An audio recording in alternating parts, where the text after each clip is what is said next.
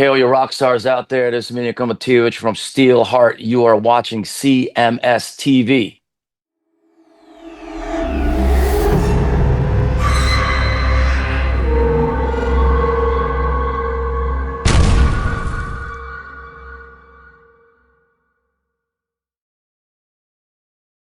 It is your Classic Metal Show right here on theclassicmetalshow.com. That is a little-known band that, I guess it's not that little known, but it's little known to a lot of people. That is the band Irate with a tune called Nothing.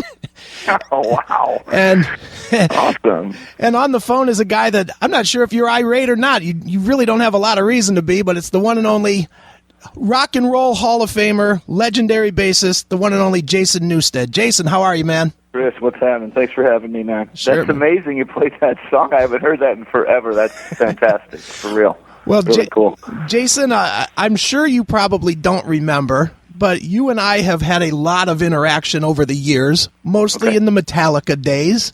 Everywhere from the warm-up gig that you guys played, I believe it was at the Warfield at the for Day on the Green 91.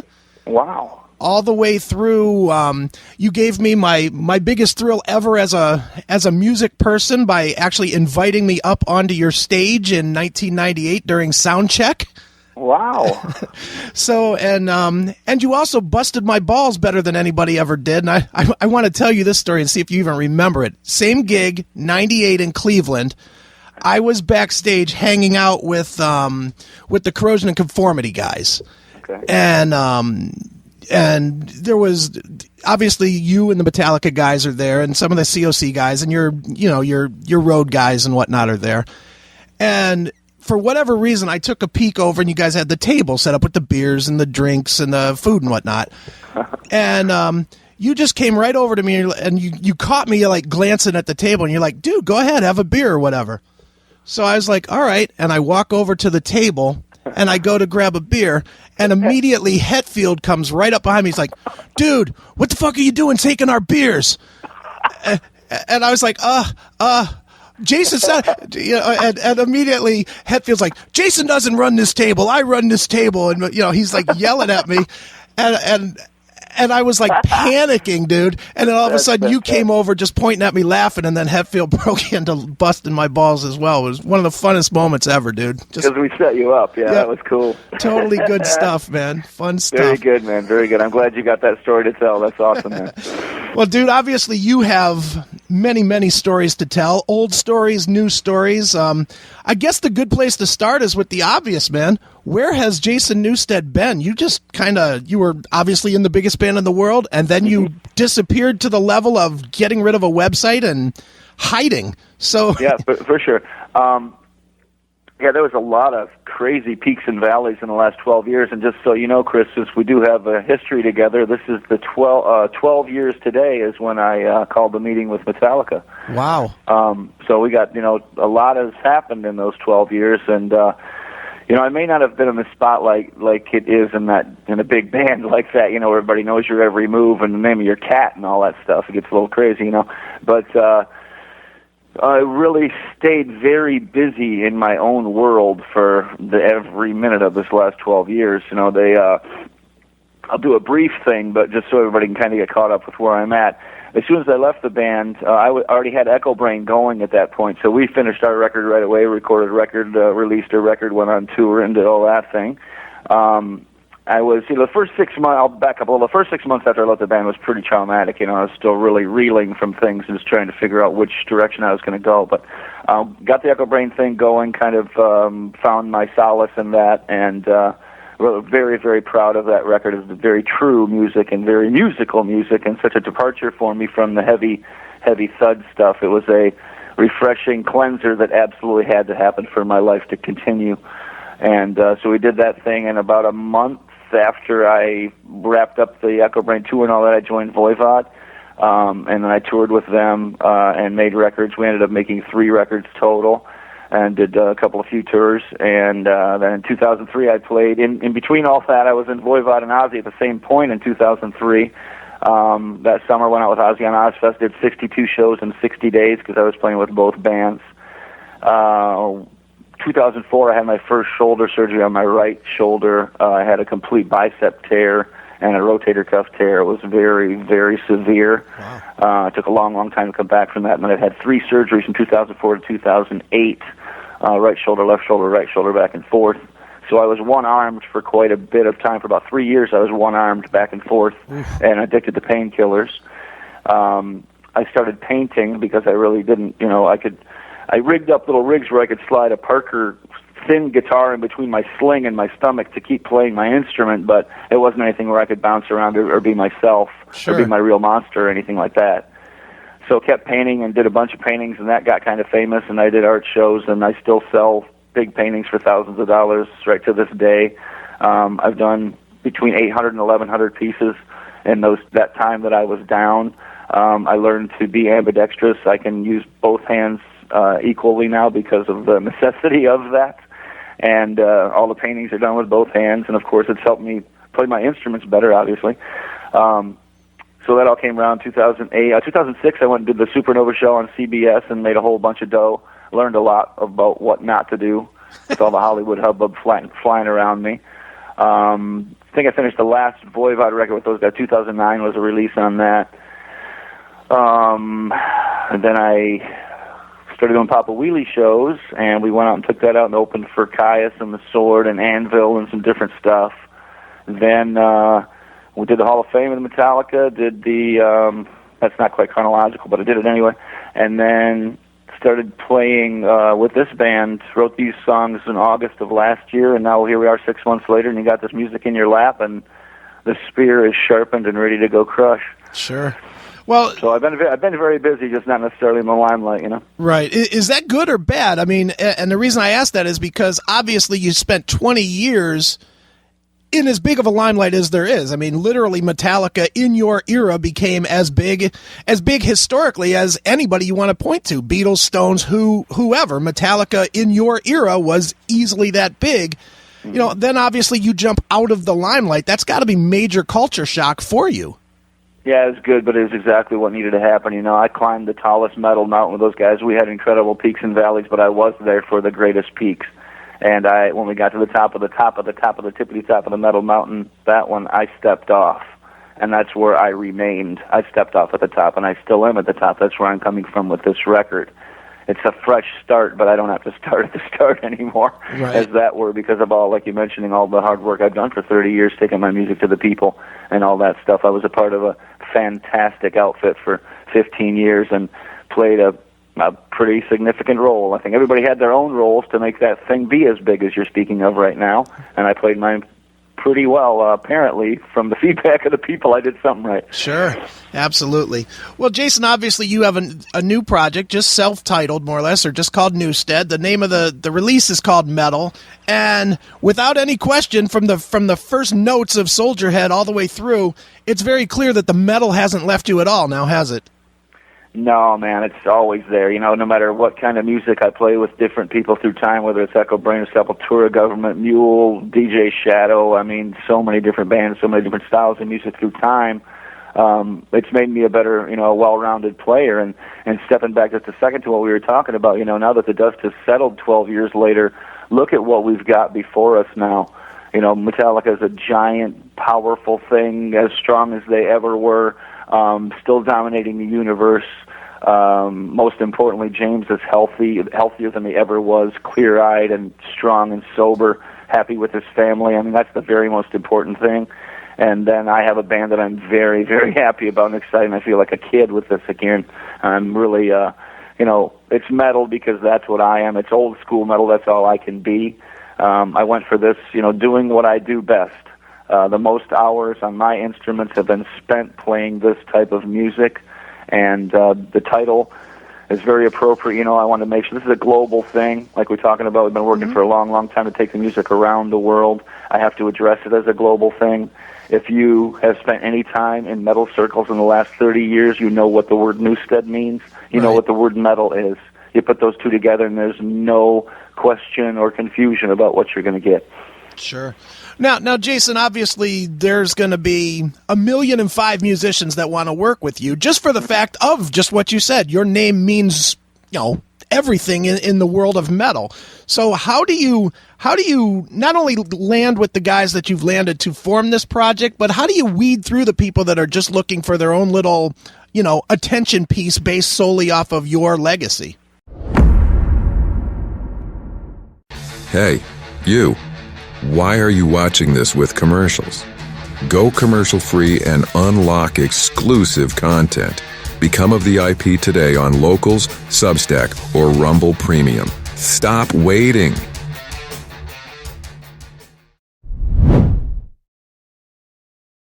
You pretty much answered your own self right there. As soon as I recognize any kind of thing like that, it's a very short-lived thing. If people are trying to ride any of my tails, I don't ride on my laurels like that. You're as good as your next record type of thing, and you're hearing my next record right now. Did some great records in the past, but I still got it in me. And the guys that I have with me now are very genuine, hardworking, disciplined people who have paid their dues in the past, but not really ever met the successes they deserved. And now I'm letting them taste that. These are cats that I've known for a long, long time. Jesus Mendez is our drummer, and I've known him for working on 15 years now. He was with the Metallica camp in the 90s as a local California road guy at the headquarters, and then we started jamming together about 10 or 11 years ago in the Chop House, making our kind of improvisational slabs, and we've played with different styles, too, Jesse and I, with different people, but mostly we always keep it metal. He's the double-bass Motorhead kind of guy, so that works for me plenty. And then Jesse Farnsworth, who is really our secret weapon. He plays guitars, rhythm lead, plays some bass, does background vocals. Is a very accomplished musician on his own. He has his own records where he fronts a band and sings and writes all the songs. So he's a better guitar player than me by far, and all that kind of thing. So they've got 10 years under their belt together as a rhythm section and as players. Playing in different bands, but knowing each other. Nothing can replace that time together. And so this trio's been together for 5 years, and then we've had our nose to the stone with this serious approach to these new songs since August of last year. And I could have put together a supergroup. I've been talking to people about this week. I actually have my supergroup picked, and maybe someday I still will do that kind of thing. One that works out better for other people or something. But at this point, on this one, it has to be a couple people that I really trust, that I get along with, that I like to have dinner with and have beers with, and all those kind of things that support me. They believe in my vision. And they don't come in like, oh, we're going to be famous now because we're Jason, blah, blah. We've been friends for a long, long time, and I don't present myself like that to my friends, and they don't come at me like that. And we know what's happened. We know what we've accomplished and all that. It's something to be prideful of. They're proud of me for what I did. I'm proud of them for what they've done, and now we're rocking this together. But it is a thing where I just have a lot of confidence in these people because I've seen how hard they will work with me and the stamina they have when the chips are down. So it really comes down to that. You couldn't. I wouldn't want to deal with the egos of a supergroup right now. People coming in and their accomplishments and look, I did this and I did that, and there's the way our band used to do it and blah, blah, blah like that. Mm-hmm. And then not have those hours together that we're speaking of. Certainly the music could be good because people were good on their instruments and they've experienced, but not in the same way. These guys are coming in egoless and we're all after the same thing. It's kind of a collective quest here that's very true, Yeah. Absolutely, man.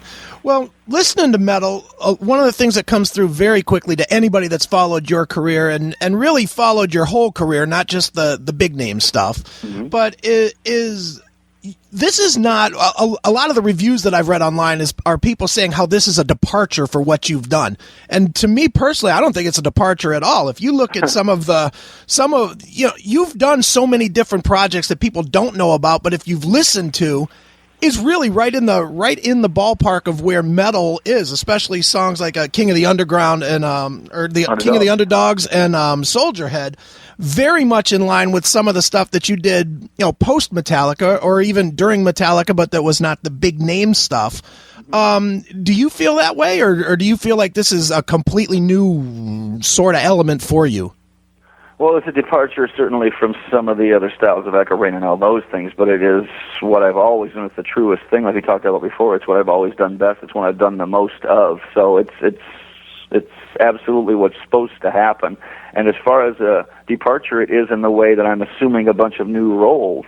Okay. You know, I'm playing 6-string guitar. I played all the rhythms on this album, all the rhythm guitars on this album. But as far as the live thing, you know, I'm presenting myself as the front man, lead vocals, playing guitar and playing bass. We take it out as a 4-piece live, and we switch instruments on stage. So I'm playing bass and guitar at different times, but always doing lead vocal. All of that is new territory for me. You know, I can stand with my bass, and I'm not afraid to play with anybody. You put anybody on the stage or in the room with me, I will figure out how to play the bass line with them, whether I can speak their language or not. Right. You know, that kind of thing. But with the guitar, I've only got a few years on it, and I just know a couple chords on that thing, and I just find those chords and I play the crap out of them. You know, that's just what I do. So it's just very raw and almost primitive in a way as far as the guitar playing goes. So that's all uncharted territory for me, and especially taking out and playing in front of people. You know, I did 6 or 8 or 10 Papa Wheelies shows where I laid down the slabs of those simple chords and real sloppy improv stuff where we know the song's going to start this way and end that way, but we don't really know what's going to happen in the middle. So that was my first experience with that. But taking it to the serious thing where everything is absolutely composed and arranged, but I'm up there with the guitar, it's some different territory. Sure. Now, Jason, the first tune that most people have heard is Soldier Head, and it's a pretty loud statement for you, not only that you're back, but it's also very different in the fact that it is very, modern world and actually, socially conscious, which I don't want to say it's the first time you've ever done that, but it's the first presentation of, looking out at the world and making somewhat of a statement, even though it just seems like it's more of a statement of like solidarity with the soldiers. Was that purposeful, or is that just where you are as a guy now versus, the old days where it was like only about everything is metal and metal and metal? Mm-hmm. It's been percolating like this for a long time, and then as I went and played with all the different people and had the experiences I've had, I've been able to formulate this player, musician, songwriter that I am now, but it took this long for me to be ready for it and it to be ready for me. I had some great experiences of being around, the best players that we know of. Okay, Hetfield, there's no one. That's it. You don't go higher than that as far as actual capacity and talent to play rhythm guitar and still sing a straight vocal line and that kind of thing. That no one can do that like him. Right. Okay, that's it. And I spent 15 years with that. It was Lars and Kirk in that dressing room and James and Jason in that dressing room, and we bros for a long time, and I took that in. I learned from him all the time. So that was a great experience that's starting to, I'm getting the fruit of that now. And then Zach Wilde, hello. Yep. Warren Haynes, hello. There's just some certain things that when you hang around with people, Matt Apst on drums, Igor Cavalier on drums, Andreas Kisser, come on, man. I got to hang around with Devin Townsend. I got to hang around with these people and have them teach me whether they knew they were doing it or not. And now all these years have gone by, and I put this out. I've been writing lyrics since I was a little kid, man. Right. I got my first guitar when I was 9, and I started writing stuff on paper all the way back then. So here we are 40 years later, and I've come to some lyrics that I'm really proud to put out to people. And it took that long. I've been writing lyrics the whole time. And so being able to express myself on what I see out there and get it across to people where they can, it is a commentary on what's happening in our world. I learned that from Snake. Snake of Voivod is the very best word weaver in our business. Okay. It's his second language, and because of that, it gives him some type of advantage to cut out all the fodder words and only use words that mean something. And that's what I got from him, and so that's what you hear now with this is just the regurgitation of all the experiences I've had and how much Motorhead and Black Sabbath I've listened to, and then all of my buddies, playing all our jams. This is what you get now. So the lyrics, I'm more excited about people seeing the lyrics than hearing the music, actually, in some of the things here. And it's just been a long time coming. This is the first time that I sat down with the GarageBand on the iPad, okay, and I wrote all of the songs, all of the instruments. I have a drum machine on the drums, but I mean all the instruments, and then I burned the stuff and played it for Jesse and Jesse, and they went and learned it and brought it back and put their spin on it to make what we have now. But this first time I ever did full compositions, top to bottom, lyrics and everything. Flotsam, I used to do some stuff, but I wrote the thing on bass, all the songs on bass, and the guitars would come on, and we kind of make a song like that as a team. But this one is very different in the way that it is all my baby from top to bottom, and that's why I guess appropriately this name Newsted, and that I never really thought I'd put my name on something because I can always come with cool band names, but on this one it's appropriate because of what I just explained. And is that the direction you see Newsted, the band, being in the future? Is always your complete writing with the guys playing, or do you see it developing into collaborative efforts where you're all in a room together writing material? Hey, metalheads, tired of that halftime snooze fest? The one where they shove anti-American social justice lectures down your throat while Bad Bunny prances around? Yeah, us too. Forget that woke garbage. Flip the channel right now. We're going live at halftime Sunday, February the 8th, 8 p.m. to 8:30-ish Eastern Time. Neely and Chris, uncensored, no holds barred, pure CMS debauchery. Real rock, real talk, real freedom. No filters and no fucking apologies. Stream it live on Rumble, Locals, Substack, and X. Just switch over from the game, ditch the bullshit, and join the party. The Classic Metal Show halftime show, because metal doesn't kneel, motherfucker. It's going to be collaborative, absolutely, and this is collaborative too, because the songs will not have the color and the wonderment and the awesomeness that they. What my new word for today, the rawesomeness that they do. If these guys weren't great songwriters and musicians as it is. So the next ones from here on out will be all team effort from the get-go. Like I said before, these guys have written their own albums top to bottom already. They're capable of it for sure. This is the way this one happened. Just in a brief little thing for you. I mean, my very first thing when I ran down my chronological last 10 years, but then the last 14 or 16 months, I finished up those Papa Wheelie shows like I explained. I kind of got bit by the bug with that, just in a very little way because we were just doing little clubs and stuff. But it was very exciting, and I started feeling that feeling again. Right within, like a week when we finished the Kai show, Lars called and asked me to go to that Fillmore thing, and I think you've probably read about it by now. I've been talking about it for about a week or so or whatever, but that was absolutely the thing that made me want to do this again and made me go and write those songs and make me chase it again. The reaction from the fans was such an incredibly beautiful thing. I mean, it really just pulled me back in, and that's why I am doing this now. This is for the fans, because of the fans' response, and because I want to do it. I want to share it with them. So once we got that Fillmore thing done, I was just riding high coming out of there, man, feeling very victorious and strong and stuff. Got together with the Flotsam guys at the top of 2012, and the original band got together in Phoenix for 2 different weekends in January and February 2012, and we all stood in the same old practice place from 25 years ago and looked at each other and go, man, we're alive. Can you believe this crap? and then we played Doomsday, the original band, together. And they recorded everything, and it was just rehearsals, but... so we could say we did. It was the 30th anniversary of Flotsam. At that time, 25th anniversary of Doomsday was happening right in those months, and it was very exciting to see the guys again, and we rocked it. But I was looking for my options. I had been bit by the bug, and I was starting to see what I was going to do. I was going to take some metal out to the people. I knew that. How was I going to do it? In what form? And so I got with the Flotsam guys, and it didn't really show the potential that I wanted it to show. It was wonderful, awesome, fast, and I kind of got taken aback forgetting how powerful and fast that band really was. All right. Very well practiced. I used to get so crazy about rehearsal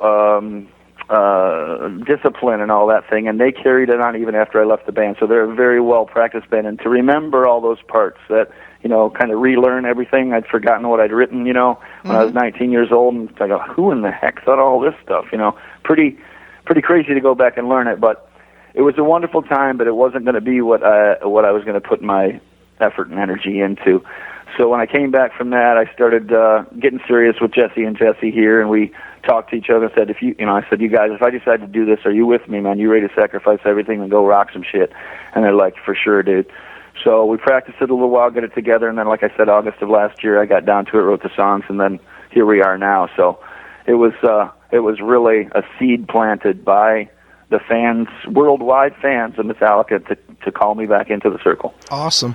Well, let's talk about the Fillmore real quick, as well as the Rock Hall, where you played with Metallica as well, for the first time in a long time. How did that feel? And I hate to ask a stupid how does that feel question, but how does that feel to go into a situation where it's completely different now? I mean, you don't have your own handler anymore within the Metallica camp. You're kind of the outsider, and Robert's the insider. But you're the underdog. Exactly. but you know what I'm saying. I mean, it's not like stepping back into Metallica. It's stepping on stage with those guys. It was, though. It really was. I didn't take all the politics in there with me. It was stepping back into Metallica. I like the thing where the kid puts on the YouTube, this ain't Metallica featuring Newsted, this is Metallica featuring Robert. Right. I like that comment, because for those songs, for those moments, that's what it was. And it was very much getting back on the bike. I don't have any inkling about doing anything permanent or anything future with those guys. I'll jam with them anytime. Okay. Man, let me know what time you want to be there, what time you want me to do. I'll jam with you, man. But any kind of serious, anything like that, stepping back into it, that's not really in the cards, man. I mean, if they were in some kind of real fix and they asked me, which I don't think they would anyway, but if they did, I'd help them out. But that's just hypothetical crap that ain't never going to happen. So when we do the 40th anniversary and they want to rock, I'll still pick the fastest songs, man. I'm good to go. So that's, it was like riding a bike, dude. I know it's an old adage and kind of cliche or whatever, but it really was. As soon as, when I went to learn those songs or get refreshed up on those 14 songs I was going to play with those guys, I just came back like that, dude. Came back. All I had to do was go back into that gray matter, find that little compartment, open up that portal, go in there, and there's Creeping Death, and there's all them songs. Boom, just like that. Didn't have to think about it. My muscle memory came up, and bam, bam, bam, bam, bam. There we go. Black and Battery, beep, beep, beep, beep, beep. Right. Just like nothing. Done those things so many thousands of times in front of people that it just came back.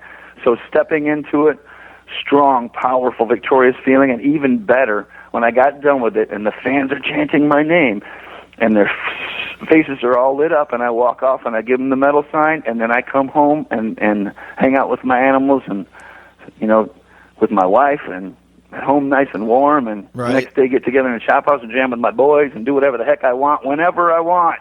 Right. So it's beautiful, man. Really, really beautiful. It was not apprehensive. It was not weird. Everybody welcomed me with open arms. The whole camp was there. Metallica's had the same people working for them for decades. So to see all my family and my brothers and all that stuff, fantastic, man. Only positive. Sure. Excellent. Let me ask you a hard one, Jason. It's one I'm assuming you've heard before, but I've never actually seen you address it.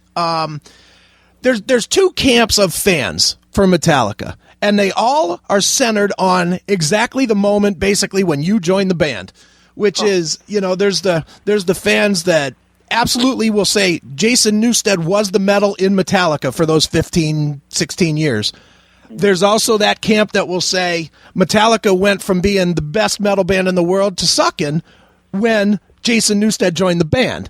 Wow, I haven't heard that. Okay. Dude, I'm telling you, as somebody that is a Metallica fan, loves everything, one of the few that will actually go out there and sing the praises of Load and Reload and, all those albums, that the hardcores hate that stuff. They just do. And that's great. But how do you address like the hardcores that only want Kill 'Em All and Ride the Lightning and first three versus those that are just as happy with Black Album and basically from when you joined through S&M? It's pretty funny now that I hear you say it, and I'm kind of calculating all this. Okay, I'm one of those that only likes the first three albums and doesn't like the band as much after Cliff died. Okay. So there you go. I mean, I'm on that camp. Okay. I'm proud of the records I made with those guys, and they're cool for what they are and everything. That's not my main concern with that stuff. I know that when I played live in front of people, I played like I was never going to get to play again, and I crushed every fucker in front of me. Right. I know that. And so that's what's important to me. I've always been that about taking it to the people. That is really the priority of it all. We know that one man's fate is another man's destiny. Cliff's fate was my destiny, and that's just the way it worked out.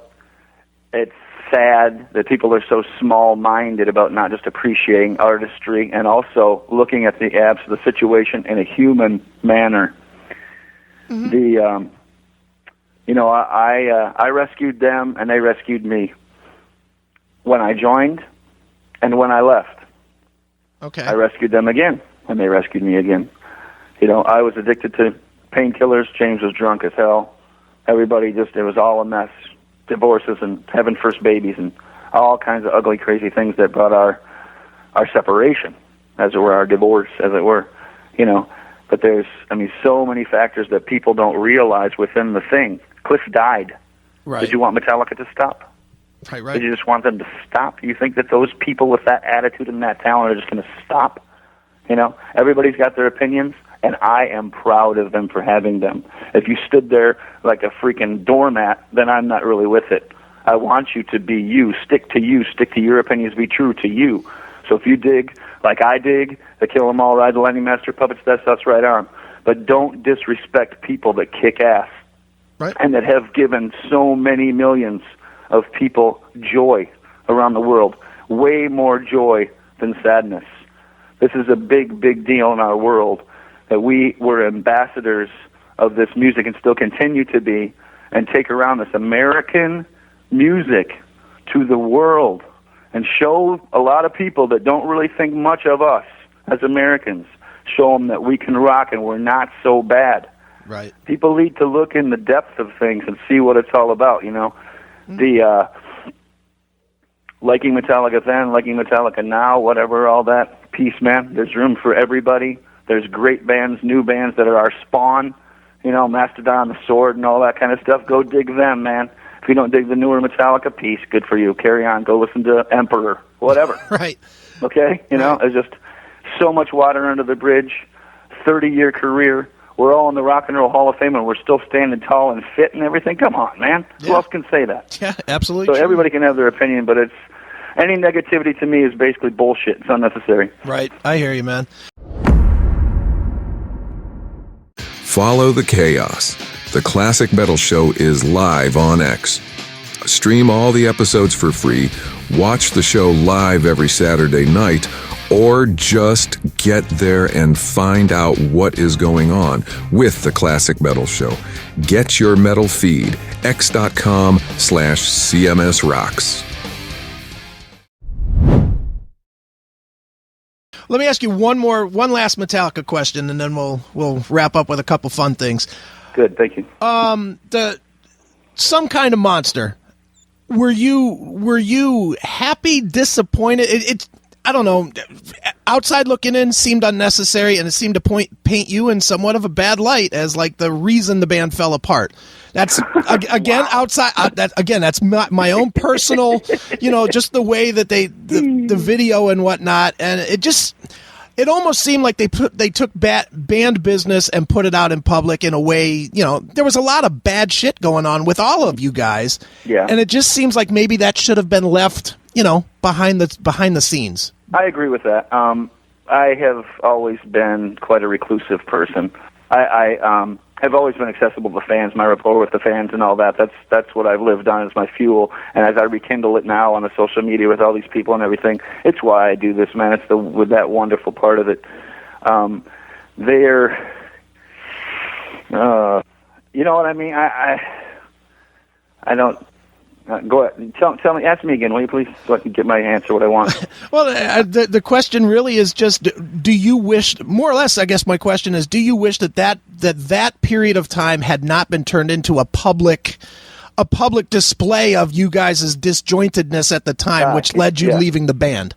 Yeah, and I obviously was out of the band at that point, and I had no more say in the decision making or anything. And since I do keep things pretty personal.